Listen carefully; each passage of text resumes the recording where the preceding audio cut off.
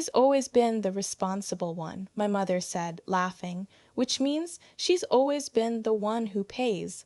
Everyone at the table laughed. My brother-in-law laughed the loudest. I was sitting right there. My name is Vera Dunning. I'm 31 years old. I have a good job, a clean apartment, and a very clear memory. That last part has always been the problem, at least according to my family. They preferred I forget things. The transfers, the favors, the quiet rescues that somehow never made it into anyone else's memory but mine. We were at my parents' house for Sunday dinner. The kind they still insisted on, even though the house itself only existed because I co-signed a refinancing 3 years ago when my dad's hours got cut and the mortgage went sideways. My sister and her husband had moved in 6 months after that, temporarily to help out.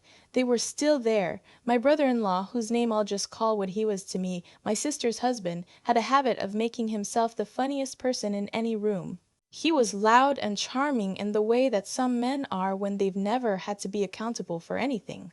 My parents adored him. My sister looked at him the way she'd always looked at people she needed to believe in. I looked at the chicken going cold on my plate and said nothing. Vera could front us the deposit, he said, still grinning. They were talking about a vacation, a beach house rental in the Outer Banks, a week in July, the whole family. She's basically our savings account anyway. More laughter. My dad pointed at me with his fork. She knows we're good for it. I thought about the last 3 times I'd been good for it. The $200 for my parents' car repair after the transmission blew. The $1,800 I wired my sister when she and her husband had a shortfall on their credit cards, twice. The $900 I'd quietly covered on the refinancing payment when my dad's check was late and the bank was about to assess a penalty. None of it came back. None of it was ever going to come back. What came back instead was this, being called the responsible one at Sunday dinners, like that was a compliment. Something settled in my chest, very quiet and very final. I put my fork down. I smiled at no one in particular. I said, "That sounds fun. Let me think about it." My phone was in my pocket. I'd felt it buzz twice during dinner. Calendar reminders I'd set 6 weeks earlier, back when I'd started to understand that hope wasn't a strategy. I didn't check it at the table. I already knew what it said. That night, driving home on the interstate with the windows down and the radio off, I didn't feel angry. I felt something cleaner than that, like a calculation that had finally resolved.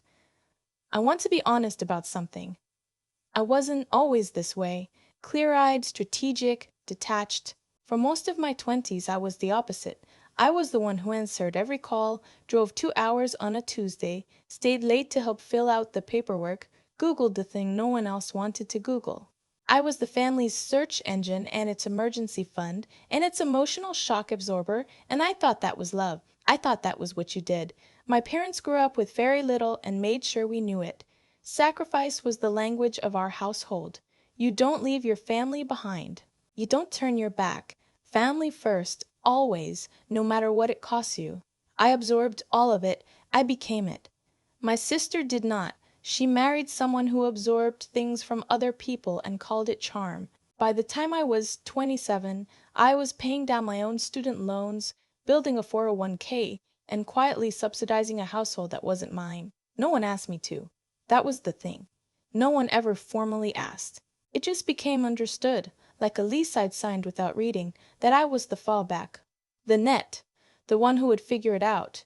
Figure it out became my entire personality. I was good at my job. Project coordination at a mid-sized logistics firm, the kind of work that requires you to track 100 moving parts simultaneously and never drop one. I was good at it because I'd been practicing since childhood. Managing my parents' anxiety, managing my sister's crises, managing the expectations everyone had of me while having none of themselves. But systems, even resilient ones, have load limits. Mine started showing cracks around the time I turned 29 and realized I hadn't taken a real vacation in 4 years, not because I couldn't afford it, because every time I got close to booking something, another emergency materialized. The Outer Banks conversation wasn't the beginning. It was just the moment I stopped pretending I didn't see the pattern. The call started 48 hours later. My mother called first, a soft opening. "I just wanted to make sure you were okay, honey. You seemed a little quiet at dinner." This was the move, concern as a wedge, warmth as a prelude to the ask. I knew the rhythm by heart. "I'm good, Mom," I said. "Just tired." While your dad and I were thinking if you could just cover the deposit, it's only $800, we'd all pay you back before the trip.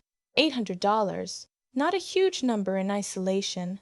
In context, it was the latest installment of a very long invoice no one planned to settle. "I'll think about it," I said again. I was good at "I'll think about it." It bought time without triggering anything. My brother-in-law called the next morning. He didn't do soft openings. "Hey, I'm going to need you to Venmo me 500. Transmission thing on the truck." No context, no please, not even a greeting that acknowledged we were people who had a relationship rather than a transaction. "I can't right now," I said. There was a pause. "What do you mean you can't?" "I mean I'm not able to do that right now." Another pause, longer. "Vera." His voice shifted into something lower, like he was explaining something to someone who wasn't keeping up. "Your sister and I are struggling. You know that. We're not asking because we want to." I'd heard some version of this sentence about 40 times over 3 years. I knew how it ended. I knew my role in the ending. "I understand," I said. "I still can't right now." He hung up before I did. My sister called an hour later. Her voice had that particular texture it gets when she's been coached. Flatter than her natural tone. Careful, like she's reading from notes she memorized and is trying to make sound spontaneous. "He didn't mean for it to come out that way," she said. "He's just stressed." "I know. He's been dealing with a lot." "I know that too." "Vera, a beat. We really need this." I sat with that for a second. We really need this. What they needed was for me to be the person I'd always been. What I needed was for me to be the person I'd always been. What I needed was to stop.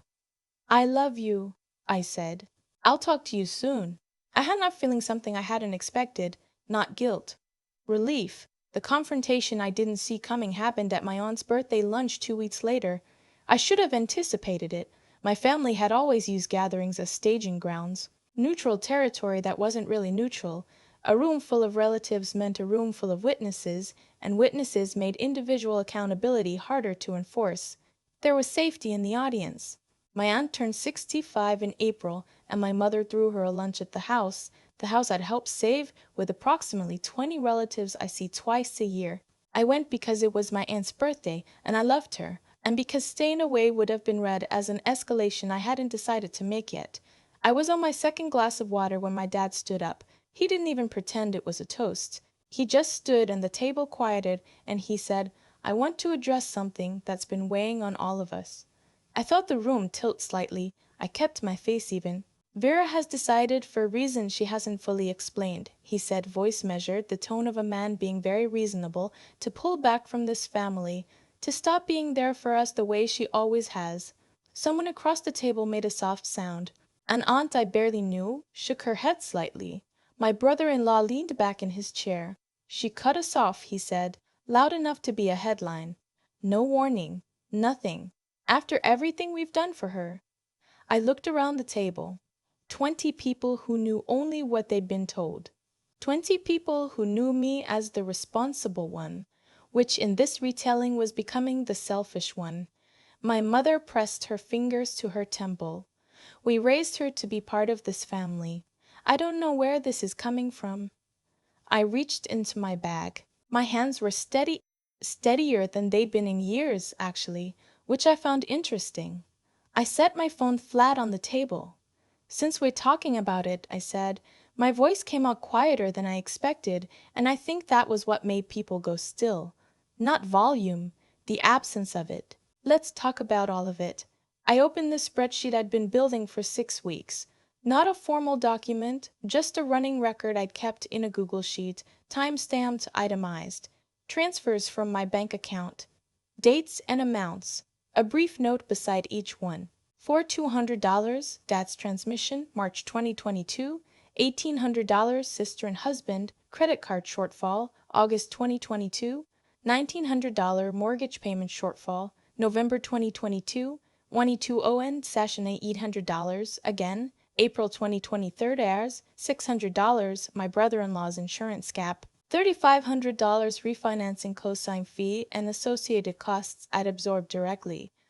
$14,800 over 31 months. I didn't read it aloud. I just turned the screen toward my father and let him look. The room was very quiet. "That's private information," my brother-in-law said. "It's my bank account," I said. "It's my information." My dad sat down slowly. My mother's theatrical sigh died somewhere in her throat. My aunt, the birthday woman, the reason we were all there, looked at the screen for a long moment. Then she looked at me with an expression I'll keep for the rest of my life, something between grief and recognition, like she'd suspected something for a long time and was sorry to see she'd been right. I picked up my phone. I said happy birthday to my aunt and meant it. Then I left. The air outside had that April quality, thin and bright, not quite warm yet. I sat in my car for a few minutes without starting it. The silence felt earned. I want to be accurate about the timeline because the actual mechanics of what I did get misconstrued sometimes in the way these things do when feelings get involved. I hadn't acted on impulse. I hadn't acted on impulse. I hadn't acted in anger. The spreadsheet was only the visible part. 6 weeks before the lunch, I'd had a 2-hour meeting with my attorney. She was someone I'd used for a lease dispute the year before, calm, direct, the kind of person who made complexity feel navigable. I walked her through the co-signed mortgage refinancing, the informal transfers I could document, and what my exposure looked like if the household I'd helped stabilize ran into trouble. The news was not great. Co-signing meant I was equally liable. If my parents defaulted, really defaulted, not just a late payment, my credit was on the line.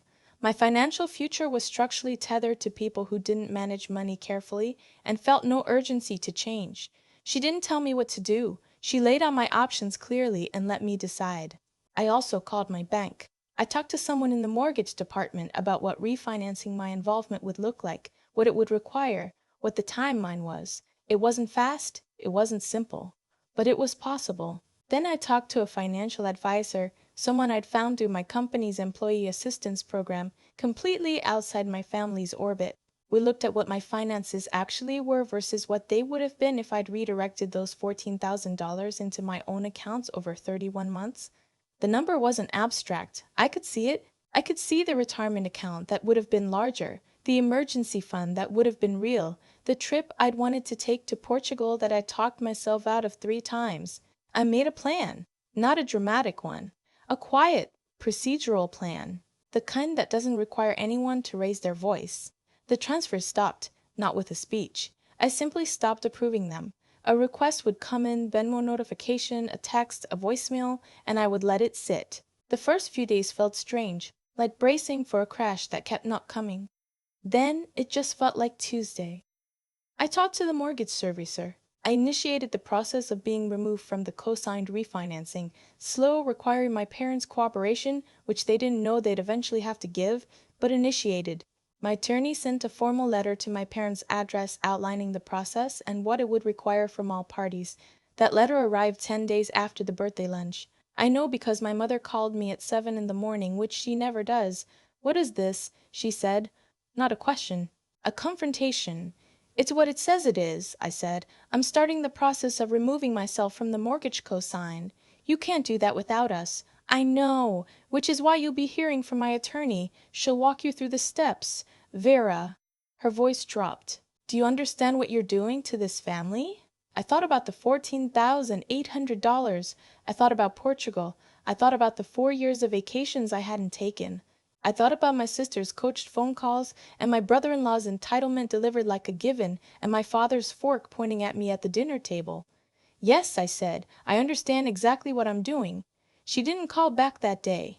The weeks that followed were quieter than I'd expected and louder in specific moments. My brother-in-law texted me 3 times in one day, not asking any more, just statement texts, declarative sentences designed to provoke a response. "You're going to regret this. Family doesn't do this to family. I hope you're proud of yourself." I read each one. I didn't answer any of them. My sister called once, not coached this time, her real voice, uncertain and a little lost. "I don't understand what happened," she said. And I believed her. She genuinely didn't know how we got me here, because she hadn't been paying attention to the accumulation the way I had. She'd been living inside it without ever stepping back to see its shape. I know, I said. I'm not angry at you, but you're done. It wasn't quite a question. I thought about how to answer it honestly. I'm done with the way things were, I said. That's not the same thing as being done with you. She didn't know what to do with that. We said goodbye and I thought about her for a long time after. My father asked to meet in person about 6 weeks after the attorney's letter. We sat at a diner he liked near his house, the kind with laminated menus and coffee refills without asking, the kind he'd been going to since before I was born. He looked tired. He'd aged in a particular way over the past year that I'd been watching happen, the way some people do when the scaffolding they didn't know they were depending on starts to shift. You could have come to us, he said. If you were struggling, you could have told us. I did, I said, for years, in the way that I could. He looked at his coffee. We didn't know you were keeping track. I wasn't keeping score, I said. I was keeping records. There's a difference. He was quiet for a while. A waitress refilled his cup without him asking. He watched her walk away. We always thought you were okay, he said finally. You never seemed like you needed anything. There it was. The full sentence, finally said out loud. The operating assumption that had run underneath everything for my entire adult life. She doesn't need anything. She's fine. She's the responsible one. I hadn't needed anything because I'd learned very early that needing things wasn't safe. Needing things made you a burden.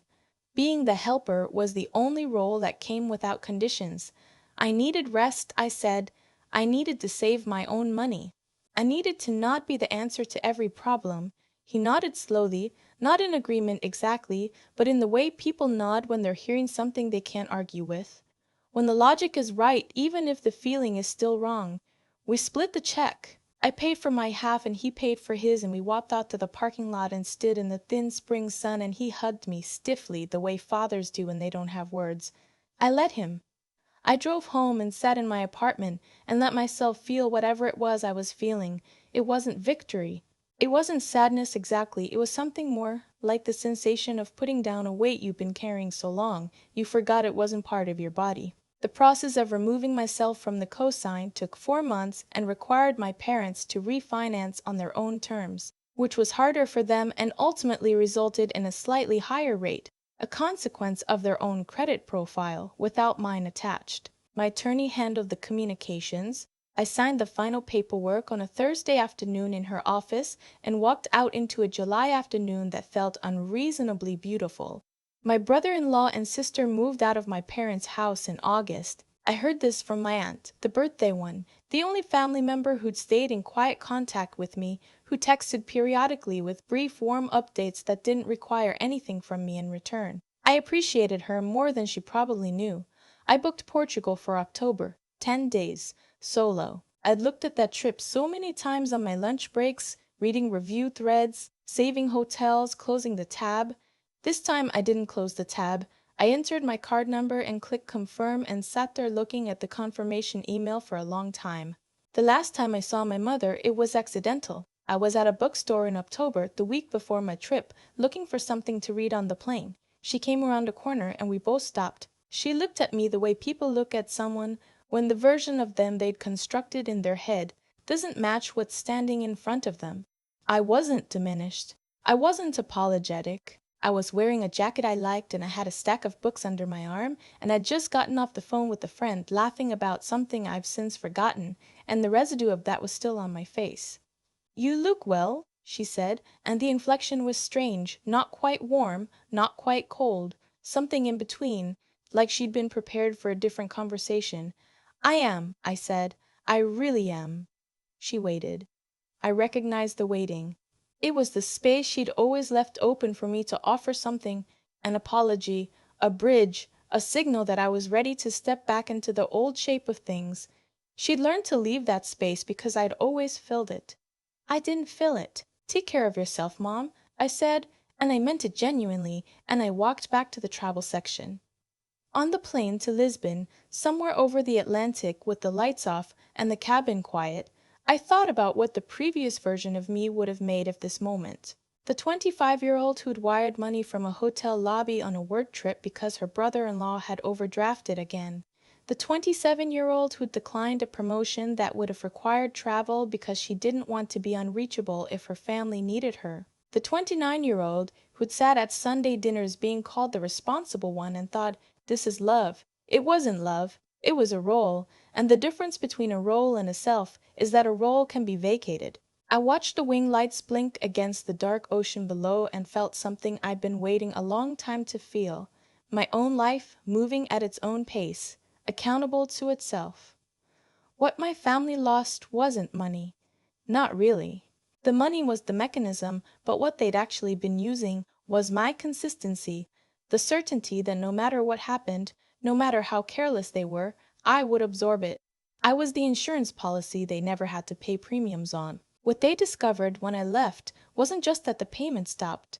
It was that the safety net was the only thing that had allowed them to keep not dealing with things. Without it, they had to deal. That's harder. It doesn't feel like a gift at the time. I'm not sure it was a gift. I'm not telling this story as a cautionary tale or a triumph. I'm telling it because I think a lot of people know what it's like to be the one who holds things together while everyone else pretends the structure is just naturally stable, while everyone laughs at the dinner table about how you're basically the family savings account, while you smile and say nothing and feel something quietly going out in you like a light left on in an empty room. I turned off that light intentionally, finally, on my own terms. I landed in Lisbon at 6 a.m. on a Tuesday with a rolling carry-on and a completely unscheduled week. No one needed anything from me. My phone had 2 texts, one from a coworker wishing me a good trip, one from my aunt saying to eat the pastéis de nata while they were warm. I took her advice. I sat at a small table on a cobblestone street and ate 2 of them and drank a coffee and watched the city wake up around me. For the first time in longer than I could clearly remember, the only person I was responsible for was me. It was exactly enough.